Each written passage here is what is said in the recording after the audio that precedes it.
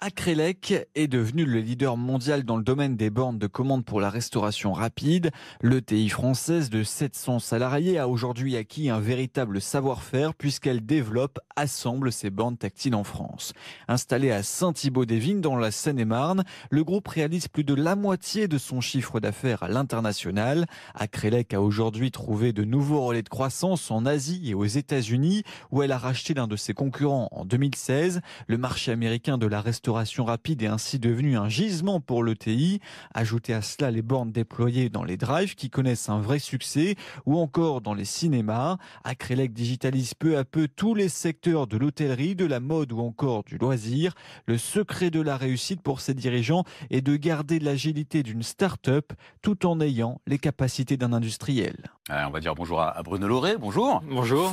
Comment est née l'idée d'Acrelec Si j'ai bien compris, l'anecdote, c'est la pause déjeuner française qui est à l'origine du concept. C'est un peu ça, effectivement.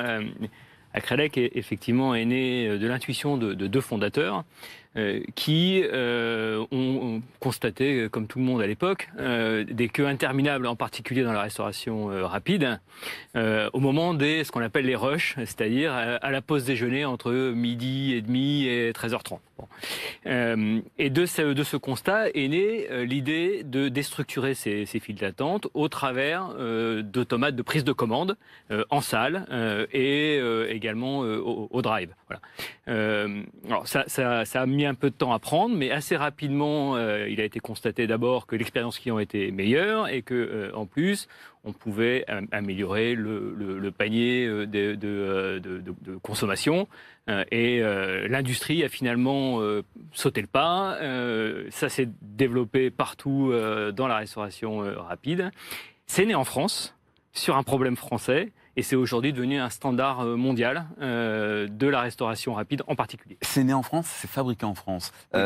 Vous promettez sur votre site internet, je suis allé faire un tour quand même, j'ai fait mes devoirs, plus 15, plus 20% de ventes. En quoi cette transformation digitale permet d'être plus efficace en matière de vente? Alors, c'est tout l'intérêt, justement. La transformation digitale, ça n'est qu'une étape. Nous, on considère que la transformation digitale est déjà bien comprise par les entreprises, bien intégrée par les entreprises. On voit dans le commerce, on voit dans le commerce physique, au niveau des magasins, de plus en plus d'écrans. Donc l'interface avec le client est de plus en plus digitalisée. Derrière cette digitalisation, il faut aller plus loin vers l'optimisation.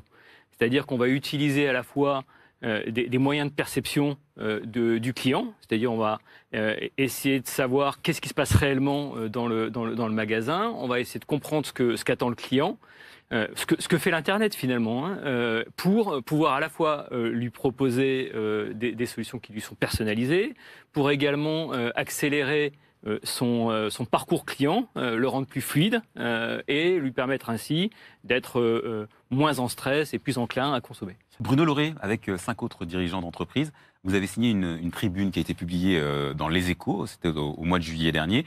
Vous y appelez les dirigeants de TI à s'emparer pleinement de l'intelligence artificielle. Alors, je lis le texte. Nos organisations et nos modèles économiques sont à repenser du sol au plafond, sensibiliser, former, embarquer. L'acculturation de tous nos collaborateurs à la nouvelle donne digitale est le défi central de nos équipes de direction. Le constat, il est quand même accablant. Ça veut dire quoi? Ça veut dire que la France a 3, 4, 5 trains de retard sur la transformation digitale? Non, je ne dirais pas ça. Je suis plutôt un optimiste. Donc, je ne vais pas dire ça. Simplement, il faut prendre le train. C'est important. Il faut décloisonner. Si on veut réussir l'intelligence artificielle, il faut effectivement, comme disait monsieur, avoir bien en tête le fait qu'une IA doit servir à résoudre des problématiques, des vraies problématiques business. Et pour ça, il faut que le diagnostic sur la problématique business soit pertinente. Et il faut mettre autour de la table des sachants métiers et des sachants IA. Pour sortir du laboratoire, il faut que ça marche. Il faut que ça donne des résultats, il faut que ça soit optimiste, il faut que ça soit optimisable.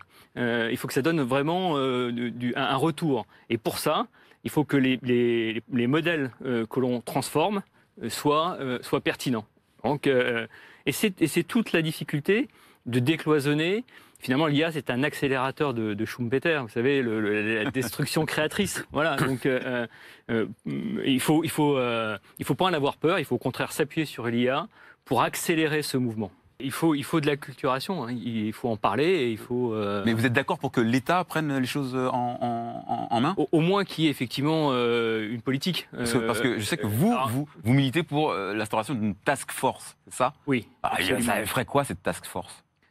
Elle serait là pour acculturer, elle serait là pour être le relais de modèles qui fonctionnent, être là pour entraîner, pour mettre en route la machine. Ça, après, les patrons, ils prennent les choses en main, ils font. Hein, mais, vous savez, dans nos métiers, on est face en général, hein, dans la restauration rapide, par exemple, à des franchisés, c'est des patrons. Il faut, que ça soit efficace, 2, que ça rapporte de l'argent, et que 3, tout ça fonctionne dans la durée. Bon. Donc on n'est pas dans le laboratoire, là, vous voyez.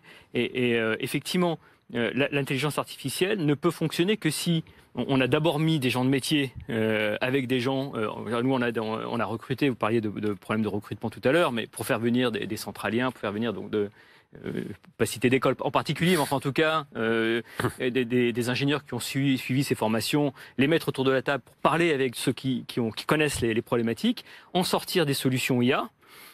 Ensuite, quand ça marche dans un restaurant, par exemple, c'est bien, ok, mais c'est pas parce que ça marche dans un restaurant que ça marche dans 100 restaurants, puis a fortiori dans 1000 restaurants. Puis une fois que c'est installé, faut pas imaginer que c'est fini. Une IA, ça continue à vivre. Voilà. Et on a réussi, quand on a installé X milliers de solutions, et que cette solution, on l'a maintenue pendant 5, 6, 7 ans, et que ça continue à fonctionner. C'est-à-dire que c'est une vraie problématique industrielle, finalement. On n'est pas dans un laboratoire. Au contraire, il faut en faire une force. C'est-à-dire que moi, j'attire les talents en leur disant, venez parler avec des gars dont c'est le métier depuis des années, qui vont vous parler de vraies problématiques, et on va sortir du labo. Vous êtes obligé de revenir là-dessus, mais j'aimerais bien que vous nous donniez un conseil à tous ces patrons qui nous écoutent et qui ont envie de transformer leur PME en ETI, de grandir, de grossir. Alors, j'ai pas envie de leur donner de conseils, parce que chaque patron a sa propre sensibilité, façon de diriger sa société. Je ne me permettrai pas de donner de conseils, mais il faut effectivement avoir une vraie vision, ne pas avoir peur de traverser le gué, ne pas avoir peur assez rapidement de s'internationaliser. Il faut aller planter des drapeaux à l'extérieur. Voilà, il faut d'abord être patron de sa région, de sa ville, sa région, puis ensuite de son pays, puis ensuite il faut aller chercher à l'extérieur. Il faut voir grand. Voilà. Sky is the limit, comme disent les Américains. Et puis garder son agilité, garder son âme de start-up. Vous voyez, à Crelec, il y a un peu plus de 10 ans, on était 12. Aujourd'hui, on est pratiquement 1000. On a encore recruté depuis le reportage. On est autour de 800, 850. Voilà. Et on sait qu'on va encore doubler, tripler. Et donc, garder cette agilité, garder cet esprit. Essayer de garder son entreprise aussi en tant que... Les ETI, on est souvent avec des entreprises familiales. Et donc, avoir comme ça une continuité et une vision sur le long terme, c'est fondamental. D'un mot, vous avez parlé de la croissance de l'entreprise en une dizaine d'années. Je voudrais juste que vous me disiez d'un mot ce que vous ressentez quand vous regardez en arrière. De la fierté, incontestablement. Et puis, cette réussite industrielle, parce que finalement... on construit, on fabrique en France, même si aujourd'hui on s'est internationalisé, on a également une usine aux États-Unis et une usine en Asie. Mais voilà, on est né en France, on fabrique en France, et on est fiers de participer au tissu économique de notre pays, qui nous a aussi accompagnés pour grandir.